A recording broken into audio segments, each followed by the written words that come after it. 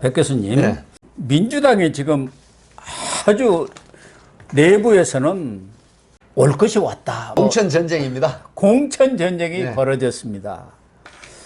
그래서 지금 비명 측에서도 이렇게 앉아서 죽을 수는 없다. 그래가지고 결사항전을 하겠다는 그런 각오를 다지고 있는 것 같은데요. 그 원인을 제공한 게 바로 이 개딸들이 공천 룰 공천 룰 바꿔라. 이 개정안을 네. 지금 청원으로 올린 것 네네네. 아닙니까?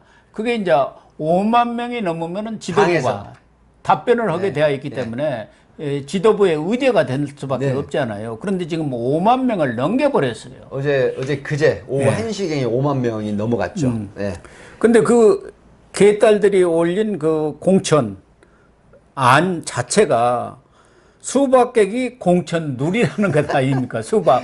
자기들이 이야기하는 그러니까 겉은 녹색 푸른색인데 속은 빨갛다. 그러니까 겉은 민주당이고 속은 국민의힘이다. 예. 그래서 그 공천 룰이랄까 그걸 보면은 정식 제목은 이렇게 되어 있대요.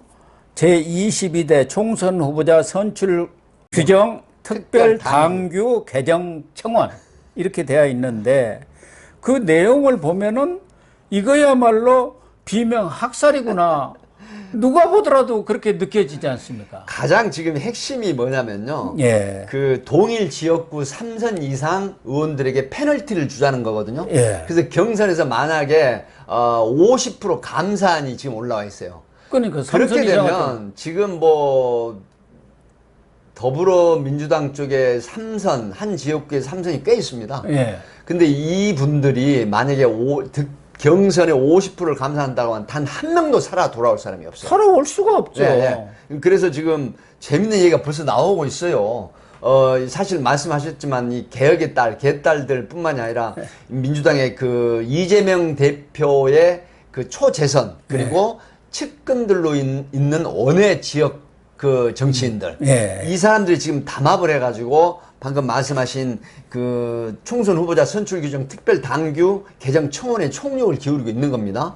그래서 지금 보니까 현근택 지금 방송에 많이 나오고 있는 분인데 이분이 지금 윤영찬 의원 성남 그렇죠. 성남에 지역구에 있는 윤영찬 의원의 추사표를 던지고 또 이경 그 부대변인 지금 이경 부대변인도 뭐 연합이라든가 방송에 많이 나오는 분인데 이분은 또 어마어마한 곳에 또 출사표를 던졌어요. 지금 이상민 의원이 대전에 아주 그 중견이 아니라 정말 그 고참 선배 정치인인 이상민 의원 지역구에 출사표를 던지는 이런 재미있는 일이 지금 보도가 되고 있는데 양문석 씨 이분도 뭐 패널로 많이 나오고 양문석 씨 지난번 충무 지역에서 한 두어 차례 떨어졌죠. 그 사람이 이제 전해철 지역에 가가지고 전해철도 삼선 안산 아닙니까 안산. 네. 거기 가서 자기가 갈아엎겠다고 하고 어쨌든 비명 특히 이제 원외에 있는 사람들이 전부 친명 다선 의원들한테 붙어 있지 않습니까? 그런데 이 3선 이상 다선 의원들은 50%로 감사를 나간다면은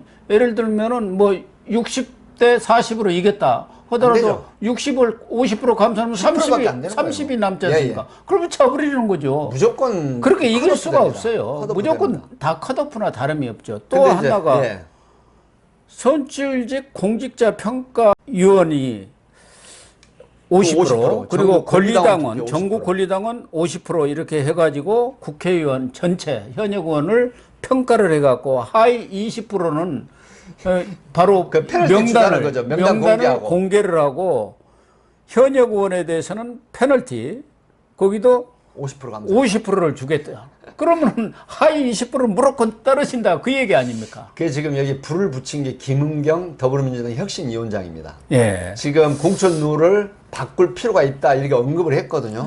그래서 지금 비명계에서는 이재명 대표 그다음에 김은경 혁신위원회 위원들하고 위원장 그다음에 이제 그 초재선 그 이재명 대표 측의 친명계 그다음에 원외 정치인들이 담합을 해가지고 똘똘 뭉쳤어요. 공천 학살을 통해서 이제 이재명 대표의 초롱성을 쌓을 가능성이 있다 이렇게 보고 있습니다. 그래서 지금 비명계에서는 지금부터 이제 전쟁이다. 이런 얘기가 흘러나오고 있거든요. 근데 그게 왜 그러냐면 지금 이제 7월이 거의 다 갔지 않습니까? 예, 이제 곧 그러면은 내년 4월 10일이 총선인데 한 달 전에는 또 이제 뭘 해야 됩니까? 뭐 등록하고 사전 선거운동 뭐 준비하고 다 해야 되잖아요. 네.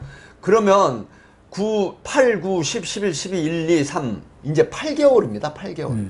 그러면 국회의원이 되기 위해서는 미리서부터 이제 굉장히 많은 어떤 공천 룰에 의한 준비를 해야 되는데 이런 식으로 한 지역구에 3선 그리고 하위 20% 감산 50% 이렇게 해버린다고 하면 지금 비명계 소위 친명계 쪽보다는 비명계의 의원들이 상당수 컷오프 될 가능성이 많기 때문에 살아남을 사람이 예. 거의 없다고 봐야죠. 그래서 이게 앞으로 지금 더불어민주당은 어떻게 이 공천 룰이 진행이 될 것인지가 또 하나의 그 초미의 관심이 되고 있습니다. 그러니까 지금 지난 5월에 이계호 의원이 그 네, 이계호 TF 의원. 팀장이 돼갖고 만든 공천 룰은 중앙위원 50%, 권리당원 50% 이렇게 해갖고 투표를 해서 정한다 이렇게 되어 있지 않습니까? 뭐 물론 뭐 경선이라든가 이런 것은 이 전략 공천 지역 외에는 하는 걸로 네, 하는 이렇게 걸로. 원칙을 했습니다만은 그리고 아까 국회의원에 대한 평가 이 부분도 하위 20%를 평가해서 골라내되 이름은 공개하지 않도록 이름이 공개돼 버리면은 완전히 정치 생명이 정치 생명이 끝나니까 뭐 한동안 끝나버리죠. 그리고 그것도 50% 감산이나 20% 정도로 감산을 하자. 그렇게 해서 좀 걸러낼 사람은 걸러내자. 어느 정도 그런 합리적인 취지였는데 그런 합리적인 아니었죠? 아니죠. 네. 근데 이번처럼 공개를 해버리면 공개하면 그걸로 그 사람은 끝나버리는 거 아닙니까? 당분간 20%도 그렇죠. 안 되는 그러면 지역구의 당원이라든가 어떤 사람이 그 사람을 유권자들이 지지를 하지 않죠. 안 이렇게 되면. 하죠. 거기다가 50% 감산이라는 것은 아예 컷오프 된 거나 다름없 컷오프가 아주 대놓고 컷오프 시키자는 거 아니겠습니까? 예. 그런데 이제 대부분의 지금 친명들은 뭐 이재명 대표를 비롯해서 다 초선이든가 원외예요. 네. 또 일부 재선도 있습니다. 물론 뭐 일부 재선도 있고 다선도 있죠. 저 안민석이 같은 경우는 오선이죠. 5선 아닙니까? 그러나 그렇게 많지는 않은 편이고 좀 재선 3선 이상의 대부분은 좀 비명 쪽에 비명계라고 봐야죠. 가깝죠. 비명에나 중도 쪽에 있는데 이런 분들이 대부분 탈락 위치에 있기 때문에 가만히 앉아서 당할 수는 없지 않겠습니까? 거기다가 말씀하신 대로 김은경 혁신위원장까지도 그 공천 룰 그런 이 당원들의 청원 내용을 적극적으로 공유를 해서 앞으로 공천 룰을 재검토하겠다 이렇게 나온 거랍니다. 그러니까 결국은 친명과 혁신이가 이 담합이 됐다. 개타들 네. 강성 지지자 중 또 친명 원에 거기다 유튜브까지도 합세를 했다면 그 사람들을 부추겨 가지고 결국 공천룰을 뒤엎기 위해서 친명에 유리한 그런 걸 하는 것 아니냐는 이런 의심을 살 수밖에 없지 않습니까? 그래서 지금 사실 이제 지금부터 전쟁이다라고 하는 얘기를 제가 드렸는데 아마 비명계, 친명계 공천 그 룰 문제가 지금 상당히 첨예하게 쟁점화될 가능성이 있습니다. 왜 그러냐면 정치인은 일단 국회에 입성을 해서 배지를 달아야 되지 않습니까? 그렇죠. 그래야 대외적으로나 정치적으로나 또 여러 가지 뭐 지역에서도 그 네이밍이 이제 일어나는 것인데 국회의원 배지를 못 달게 되면은 사실은 아무것도 아닌 상황이 돼버리거든요. 아주 유명한 말이 있지 않습니까? 원숭이는 나무에서 떨어져도 원숭이지만 국회의원은 금패치 떨어지면 사람도 아니다. 뭐 어쨌든 그 정치 그 혈화되면서 그 정치인에 대한 혐오감 때문에 이제 나온 얘기도 좀 많이 있습니다만은 국회의원이 최대 지상 과제인데 공천 룰 컷오프 공천 룰 때문에 만약에 그 지역에서 충분히 당선이 될 수도 있는데 컷오프 된다 이렇게 되면 정말 전쟁이죠. 그렇기 때문에 아마 비명계와 친명계 그 공천 룰로 인한 갈등이나 이 쟁점 그 소위 말하면 투쟁 싸움 이런 게 지금부터 물밑에서 일어날 가능성이 있다. 근데 과연 뭐 혁신위원회는 차치하고라도 이재명 대표의 의중이 굉장히 중요하거든요. 예, 그렇죠. 근데 이재명 대표의 의중이 만약에 지금 특별 당규 개정 청원에 입각한 이런 식으로 가자라고 했을 때는 아마 분당 가능성까지 나올 것으로 저는 예측이 됩니다. 왜 그러냐? 국회의원의 신분이 잃게 된다고 하면 현역 의원들은 정말 생각하기조차 싫은 거거든요. 그렇다고 하면 이제 어떻게 될까요?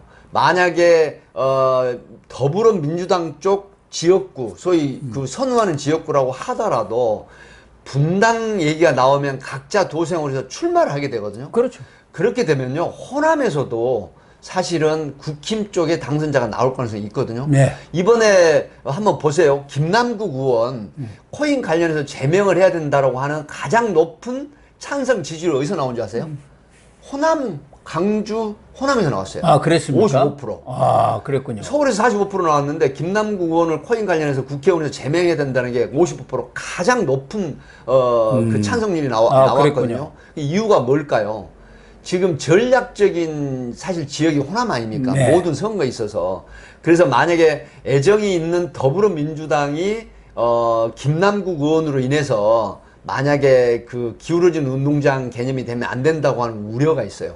그래서 의외로 호남 지역에서 김남국 의원을 제명을 해야 된다는 여론이 높이 나오는 건데 지금 호남에서요 더불어민주당에 대한 피로감이 굉장히 높습니다. 그래서 만약에 이런 부분이 분당의 지경에 이르러서 그 호남 지역구 특히 이런 곳이나 경기, 인천 지역구에서 분당이 되는 상태로까지 가서 각자 도생으로 출마하게 된다고 하면 지금 국힘 쪽의 당선자가 의회 지역에서 많이 나올 가능성이 있다. 이런 말씀을 드리고 이 부분은 지금 그 지역구, 지역에서 많은 유권자들이 회자되는 얘기거든요. 네. 그렇기 때문에 아마 국힘 쪽에서는 이런 부분에 쾌재를 정책적으로 쾌재를 정책적으로 아마 그 대응을 하고 시스템을 갖추는 게 상당히 유리할 가능성이 있다. 그리고 더불어민주당 쪽에서는 이 공천들로 인한 파경이 생기면 굉장히 불리할 것이다. 이런 분석을 합니다. 그러니까 일단 공천 룰 내관이 터졌는데 그렇습니다. 그 내관이 지금 회자되는 대로 수박객이 공천 룰이라든가 현역 물갈이 공천 네. 룰로 귀착이 된다고 한다면은 분당이 불가피하지 그렇습니다. 않겠느냐. 이건... 사실 지금 이재명 대표와 이낙연 전 대표 간의 뭐 회동이랄까 이것도 비를 핑계로 해서 지금 계속 두 차례나 연기가 됐지만 말은 비를 핑계 댔지만 내부적으로는 이런 공천 문제에 대해서 뭔가 답이 와야 하는데 답은 안 주고 만나가지고 백지장 같이 맞듭시다 하면은 가서 털썩 손만 잡아줄 일하기는 또 아니지 않습니까? 그렇죠. 그게 지금 물밑 조율이 안 돼가지고 계속 지금 아니 날씨도 멀쩡한데 뭐 저녁 만나서 무슨 큰 행사 벌이는 것도 아닌데 못 만날 이유가 뭐가 있겠습니까? 그러니까 문희상 전 국회의장까지도 두 사람이 안 만났고 내년 총선에 지면 둘 다 망한다. 빨리 만나라. 그러고 촉구하고 있는 거 아닙니까? 그게 지금 야권의 이제 정치 언로라고 하는 분들이 이제 그런 부분에 그 걱정을 하는 거죠. 네. 예를 들어서 이제 이낙연 명락 대전이라고 그래가지고 이재명, 이낙연 이 두 사람이 만약에 또다시 서로 상처를 주거나 이 소위 단합이 되지 않으면은 내년 총선이 물 건너간다 하는 부분이 있는데 지금 말씀 굉장히 그 정확한 지적을 하셨어요. 두 번의 연기는 가장 근본적인 거는 바로 공천 문제입니다. 그래서 지금 친명 비명 간에 특히 이낙연계는 지금 이낙연계는 비명의 지지가 굉장히 높지 않습니까? 그리고 그 당시 그 대선 때 앙금이 지금 남아 있거든요. 그래서 이제 총선 그 공천 관련한 이런 부분들이 아마 합의가 도출이 되지 않으면은 상당히 더불어민주당은 내년 총선에 어려움을 겪을 것으로 그렇게 분석이 됩니다. 그렇습니다. 아무튼 민주당이 본격적인 공천 내전에 전쟁에 돌입했다. 네. 이렇게 결론을 내도 될 것 같습니다. 네, 시청자 여러분, 오늘 방송은 여기서 마치도록 하겠습니다. 시청해 주셔서 감사합니다.